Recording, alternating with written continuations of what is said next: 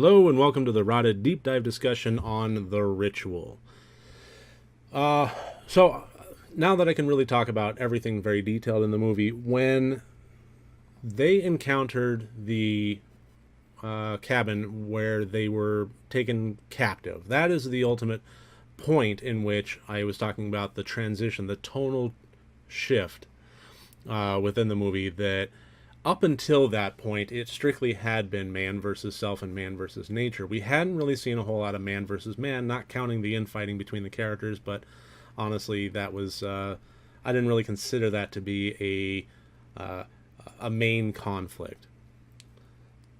Then when they were taken captive, I mean, even before you actually saw another person, but especially when you saw another person, when you saw their hands bound and you can tell, okay, well, that's not something supernatural, that somebody did that to them.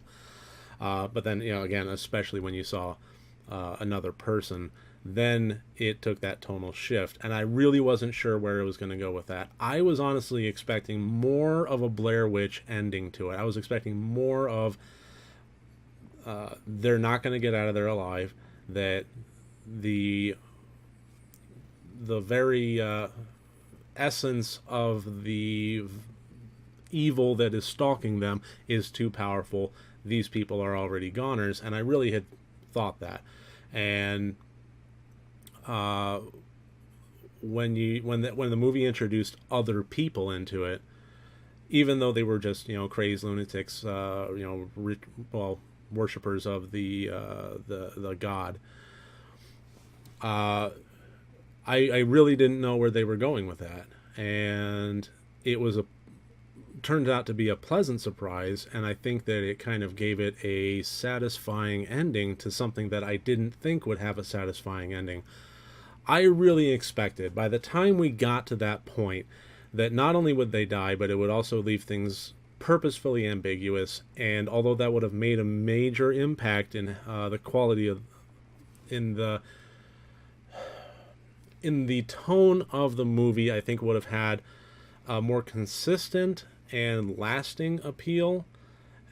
Sometimes by having a ambiguous ending, it makes the film stick with you just a little bit more and makes you think about it a little bit more. It doesn't fill in the gaps for you, so you're left wondering about those gaps, and those are the kind of movies that tend to stick with you more. This movie didn't go that direction. It decided to go ahead and wrap things up, and it did so by introducing a major third type of conflict element to it. But it worked, and I was very trepidatious when I saw that it was doing what it was doing, but I stuck with it and it worked. So I got the impression there were a lot of little things about it that I thought were very good. I got the impression that the younger blonde woman at the end was and I have to look it up, it's probably the actress is listed on IMDb, and it would be very easy to verify. Regardless, I got the impression that she was the missing hiker from previous, that they found the tent.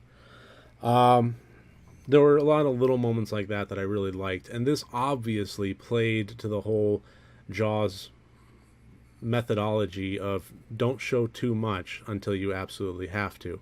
And with Jaws, it was more of a filmmaking, budgetary, technical limitation necessity that turned out to be a goldmine. With this, it was very much a purposeful tactic, and I have to applaud it. It worked very, very well. The notion that you only saw things between the trees, you saw it shift and slightly move, and that was enough to scare you. Or you saw the aftermath of the antagonist's efforts, them waking up and having the blood spots, and the guy waking up and being naked and worshiping the thing and had no idea how he got there. It was all very subtle, but it wasn't so subtle that it didn't punch you in the gut. And I could tell from the very start of this movie that it would not really hold back, and I have to appreciate that.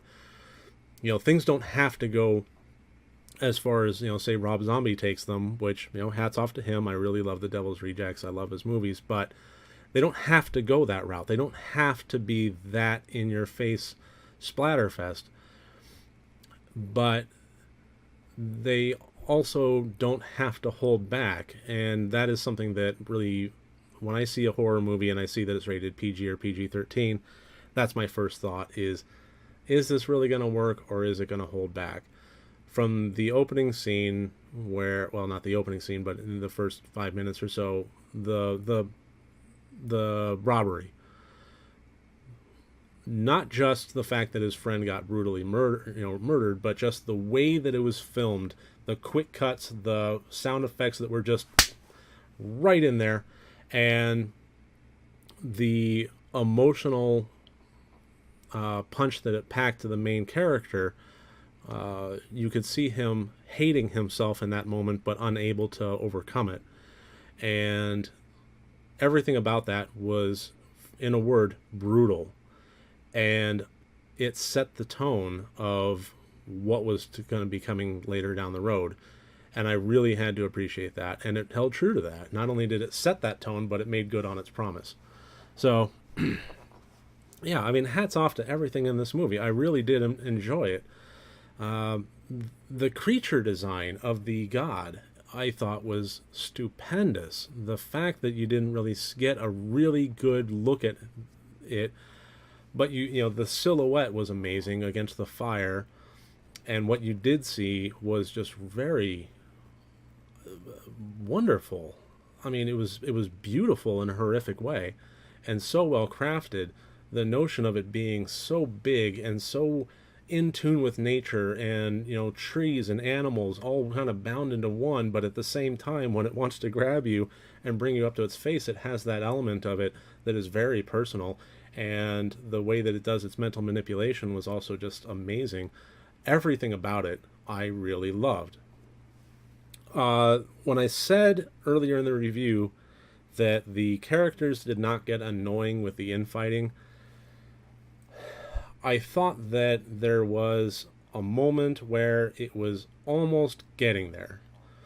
And you see this a lot, especially in man versus nature, a group of men versus nature. You saw it in The Descent, you saw it in a lot of other movies, Deliverance and so forth. When it's man versus nature in a group setting, there's going to be falling out, and that's kind of just the natural progression of where to take the characters. And I thought that it approached annoying, but it didn't get there. It held itself back. I think that what was it, the Dom character played by Sam Troughton was as close as it got, and even he managed to hold it back from being annoying and just simply being a part of his character in a way that worked. And I think that the other characters balanced that out really well. The main survivalist of Hutch, played by Robert James Collier, was a fantastic resource for this. You could tell that he thought the same as Dom, like through and through. But you could also tell that he felt for Luke, and he felt bad, like, you know, that he had probably lain awake for many nights in those last 6 months wondering what he would have done in that situation, and have been uncertain. And so, yeah, he probably does hold it against Luke, but is he willing to pull the trigger on actually blaming him? You know, that's uncertain. So when he sees Dom attack, going on the attack, basically heading in the direction of a conversation that he himself had envisioned with Luke, and you could tell that he knew where that was going to go. He knew the inevitable path that initial question was going to start heading, about how you feel about your cowardice. What could you have done better in the situation that Robert could have survived?